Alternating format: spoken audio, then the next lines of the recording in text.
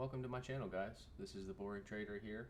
I'm going to be showing what I do every day to prepare for the stock market. The three things that I mainly look for are imbalances, also known as fair value gaps, and I do start with the 30-minute chart when I log on in the mornings. I also plot daily levels and pivots. I use TradingView for my charting. This is TradingView. This is the SPY 30-minute chart up right now. So I plot imbalances, or also known as fair value gaps, daily levels, and pivots to prepare each morning. I named this channel The Boring Trader because this is not about the excitement of the stock market, making money hand over fist, all that good stuff. This is going to show you what I do every day to stay disciplined, to make a trading plan in the morning, and to stick with that plan. And if it happens to be a day where no trades happen, it is what it is. We'll move on to the next day. And those are just some of the things that I do to stay disciplined in my trading, to stick to my plan, and therefore I don't take on any big risk or any big losses. If you have any questions along the way, just please leave a comment below and I'll get to every single comment. I'll answer all your questions that you got. So let's start with imbalances, or also known as fair value gaps. Imbalances are basically just kind of holes that are left during the price action that normally price action comes back to fill. For instance, this is the 30-minute chart on SPY. So what I look for imbalances or fair value gaps is I look for one candle that has no price action on either side of it. And it's really that simple. No need to make it complicated. You got a candle right here. It's got no price action on this side or this side. So I'm going to start by drawing a rectangle right here. And then I'm going to zoom in so you can kind of see where I started and where I stopped the rectangle. Started at the bottom of this previous candle and then stopped at the top of the next candle. So gap right here, fair value gap, also known as an imbalance, whatever you want to call it, it's the same thing. And I do start from the 30-minute chart and I kind of work my way down, 15-minute, 5-minute, so on and so forth, just so I can kind of have some congruency on all time frames. The more congruency you have with time frames, the stronger the levels are, in my opinion. It's not always the case, but that's just how I chart these imbalances. So I'm going to go ahead and draw this other one right here. Got no price action on this side of the candle or this side until you get to right there. So Friday, big sell-off Friday. This was Friday, September 15th. So a lot of imbalances left above from that price action. There's no imbalances on this candle because you can see there's price action here and here, all the way down to the bottom of this candle and then all the way up. So no fair value gap on that candle, so we're going to leave that one alone. So basically from Friday's price action, we have about 2 fair value gaps that I'm looking at right now. And we are going to zoom into the 15-minute chart and then see if those fair value gaps still hold true. Like I said, I like to have congruency on multiple time frames, and they seem to make a stronger case for the fair value gap or for price action to come back up at some point, not necessarily the following trading day, but at some point to fill these gaps. I'm going to zoom into the 5-minute, see how these look on the 5-minute chart. And these are not perfect.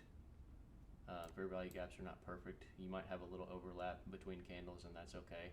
These are just areas of interest. These are not hard and fast levels and I'm going to be looking to take an entry on necessarily.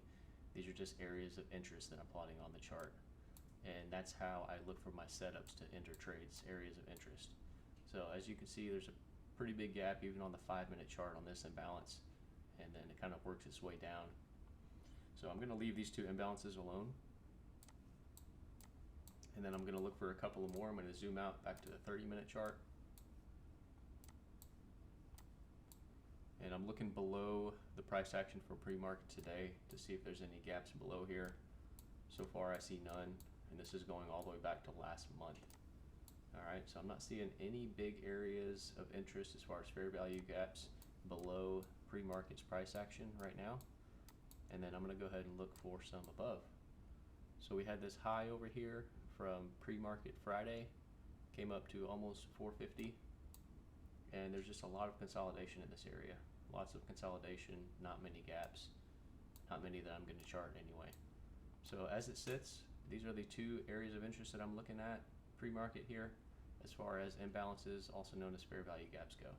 So next what we're going to do is we're going to zoom out to the daily time frame, and I'm going to plot a few daily levels around the price action that's currently trading. So how I plot daily levels are I just look for openings, closes, highs, and lows of these daily candles. And I want to find some of these levels that are around the current price action. So I'm not going to plot a daily level all the way up here because it's nowhere near the current price action. So right now I'm going to go ahead and plot this daily level, which is the low from Friday, September 8th. Again, this is close to price action right now. And this is also almost the high, or excuse me, the opening from this candle right here from this level, this day. So this is a pretty strong level. We got a low from here, got an opening on this day. We got a low from this day. We got a low from Friday right here. So pretty strong daily level right here. Lots of days come into play as far as this daily level go. So we're gonna go ahead and plot another one. Still on the line here. I'm gonna plot the low from this day since it's pretty close. Go about right there. So that's sort of the low from this day, high from that day. I would consider that a strong level as well. And I'm gonna plot the low from this day. So we got a low from this day, which also almost lines up with a high from this day. I like when these lines line up with multiple days because they tend to be stronger levels to look at while you're trading. So that's pretty much it as far as daily levels go. This one sort of looks good. Maybe plot this one. This is the close from this day and the open from this day. I'm gonna kind of cut that in half there. Pretty strong level right there as well. It almost lines up with the open from this day as well. So 4 daily levels we have plotted, 2 imbalances, also known as fair value gaps. Third thing we're looking at is these pivots, traditional pivots. These are a built-in indicator on TradingView. I'm going to go back to the 15-minute chart when I'm looking at these pivots. And you can find this under indicators. You just type in pivot, and it's pivot point standard right there. So that'll get that on your chart. So as far as these pivots go, I tend not to like to plot any of them unless they line up with either an imbalance or a daily level. So as you can see, this one right here is about 50 cents away from this daily level that I have plotted out. So I'm not really gonna pay too much attention to that. I will look at it if price action gets to it to see if it has a reaction off of it, but I'm not gonna plot that one. Now as you can see, this one right here, 444.59, this daily pivot pretty much almost lines up with this daily level. So I'm going to go ahead and consider this area a strong area of interest to look at.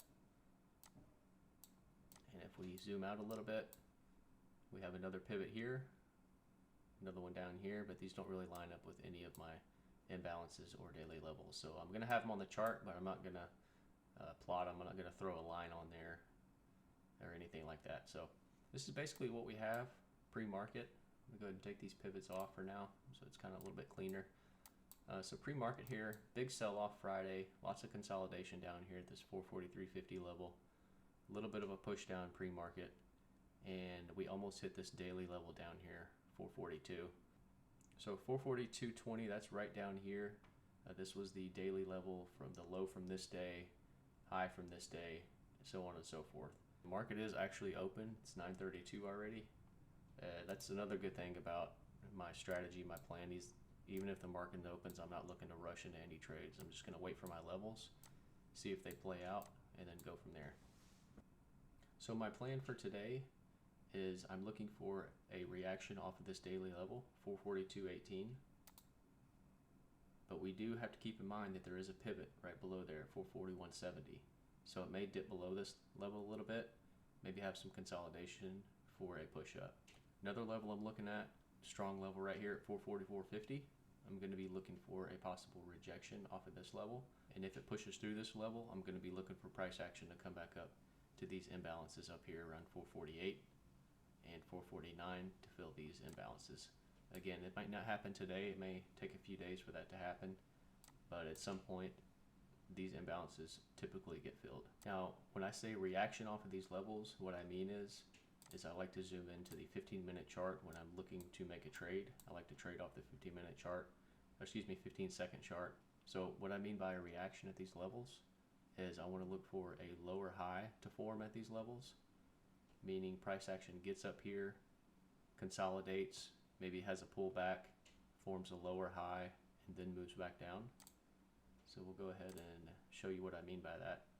So if price action gets up here to this level, comes back down, maybe for a pullback, and then forms a lower high with some consolidation right here at this lower high, I'm going to be looking for sellers to step back in for this move back down this way.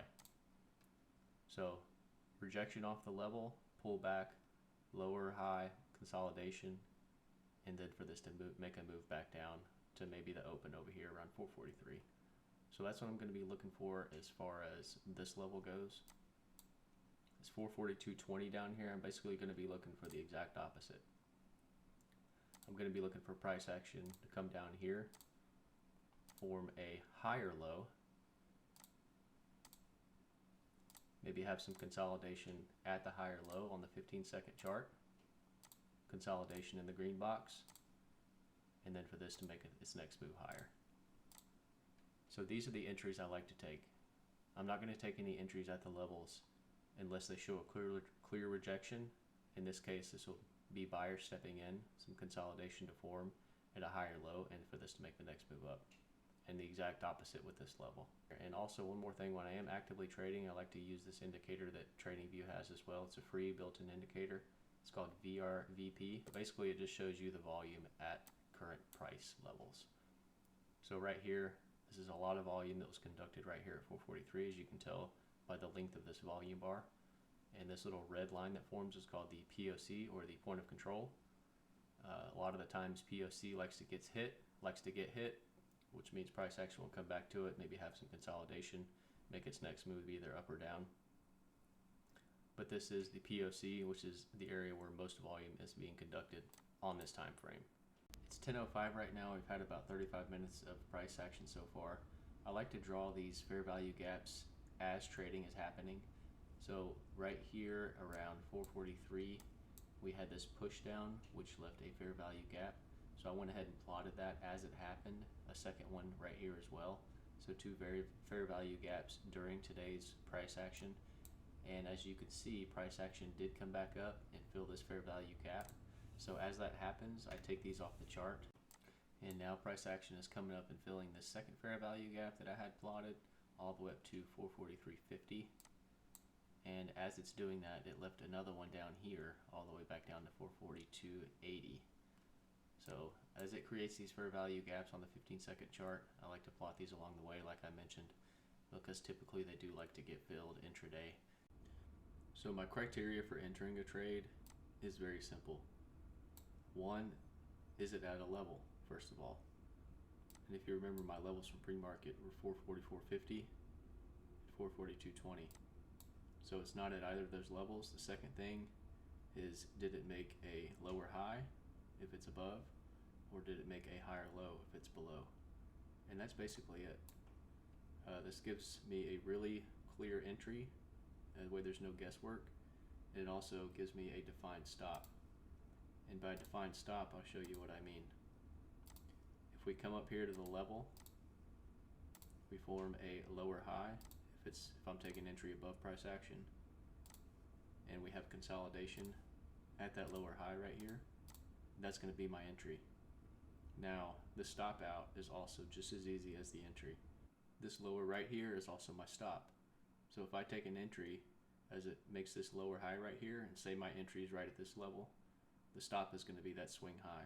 So very easy stop out, very easy entry, and it basically just takes all the guesswork out of your entries and your stops. So it did take a while to get to my level, which was that 444.50 level.